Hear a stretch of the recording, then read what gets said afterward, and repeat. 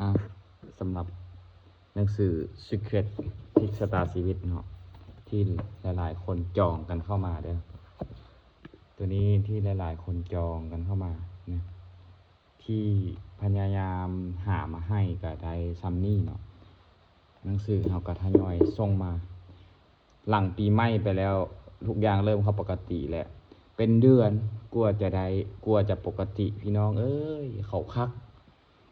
โรงพิมพ์สำนักพิมพ์หยุดพักแล้ววันนี้ระยะทางการเดินทางของหนังสือมันก็ไกล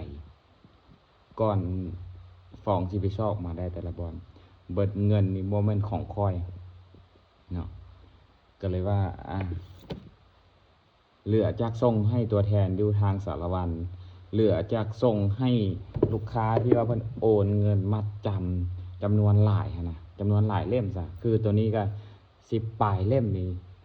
ยังคาหนังสือเพิ่นอยู่ยัง800 กลยุทธ์นี่ยังบ่ทันได้ครบเนาะก็บ่ทันได้ส่งให้เพิ่นอันนี้ก็ได้อันนี้ก็บ่มีเพิ่นหยุดผลิตแหละก็จำเป็นได้ซอกซื้อบ่อนที่ว่ามันมีอยู่หันมาให้เพิ่นถึกแพงเพิ่นก็ยอมก็ขอบใจลูกค้าที่ไว้วางใจเฮาเนาะเพิ่นโอนเงินไว้เบิดเรียบร้อยแล้วเฮาไปซอกหนังสือกลับมา2 รอบแล้วยังบ่มียังบ่ทันได้ส่งให้เพิ่นอยู่เพราะว่าหนังสือมันมาแต่ละรอบมันมาจากคนละบ่อนก็เลยเดินทางไกลเมื่อวานนี้ฟองกลับมาได้ไทยได้หนังสือมาซ้ำนี่แหละถามว่าคุ้มบ่คุ้มเลย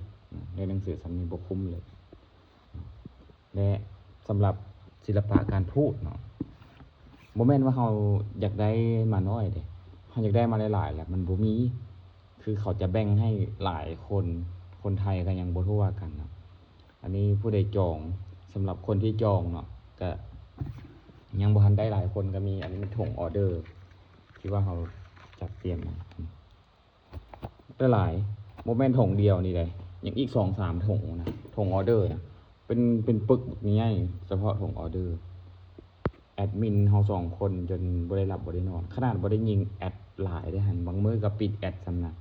แต่ก็พลังของโซเชียลเนาะพลังของการดีใจที่หลายคนอยากอ่านหนังสืออยากพัฒนาอยากหยังแต่ว่าบางคนก็อ่านภาษาไทยบ่เป็นก็ข้ามไปก่อนเด้อแล้วก็ผู้ใดตีว่าแพงก็ข้ามไปก่อนเพราะว่าความรู้ความสามารถความพยายามของข้อยมันแพงหลายก่อน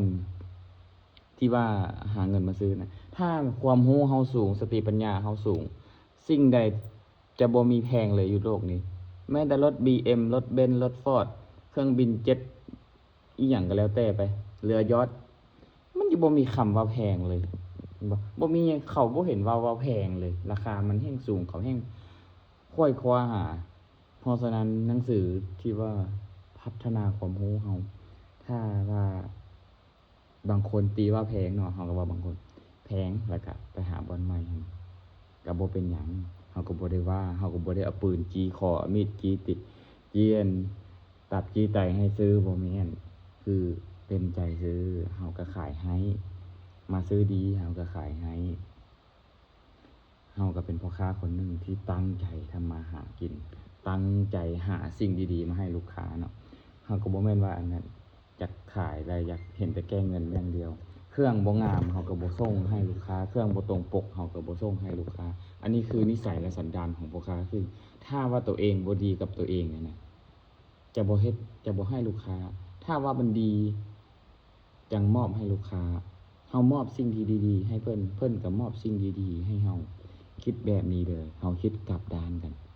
แล้วเฮาจะได้แต่สิ่งที่ดีเป็นหยังมาฟองจังว่าพัฒนาชีวิตเจ้าของได้ไวภายใน2 ปี 3 ปีเฮาพยายามพัฒนาแต่สิ่งที่มันจะดีขึ้นเฮาลองคิดกับกันว่าถ้าเฮาเฮ็ดสิ่งนี้ออกไปมันจะดีกับเฮาในอนาคตบ่ลองตั้งคำถามกับตัวเองลองเบิ่งนะสำหรับผู้ที่อยากอ่านหนังสือแท้ๆ10 ตาชีวิตกลยุทธ์การขายที่ยอดเยี่ยมคนรวยวิธีคิดของคนรวยอีหยังมันจะอยู่ในนี้เนาะและหนังสือเงินสร้างเงินหนังสือเงินสร้างเงินนี่ตอนเฮาไปนี่ยังเต็มห้องอันนี้เด้ยังเต็มห้องอันนี้แต่เฮาไปบ่จักมือนึงเฮากลับมามื้อนี้อันนี้โล่งเหลือเล่มเดียวแหละโล่งเลยพนักงานแพ็คออกโล่งเบิดเฮาก็เลยเอาตัวนี้มาเติมใส่เนาะพยายามมื้อนี้หนังสือน่าจะได้มาอีก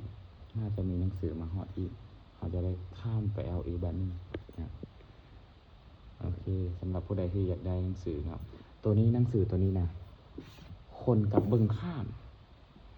คนกับเบิ่งข้ามบ่เป็นหยังเอาไว้ให้ฟองอ่านจบก่อนให้ฟองสร้าง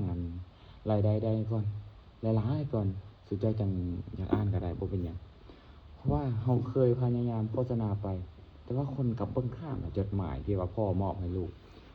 ที่จริงแล้วมันโคตรเด็ดเอาฝากไว้สำนี้เด้อสำหรับผู้ที่สั่งชีวิตไว้จะได้อ่านในไวๆนี้เราจะจัดส่งให้มื้อนี้ครับอันนี้มันเหลือจากส่วนหนึ่งที่ว่าลูกค้าจะจองเงินแล้ว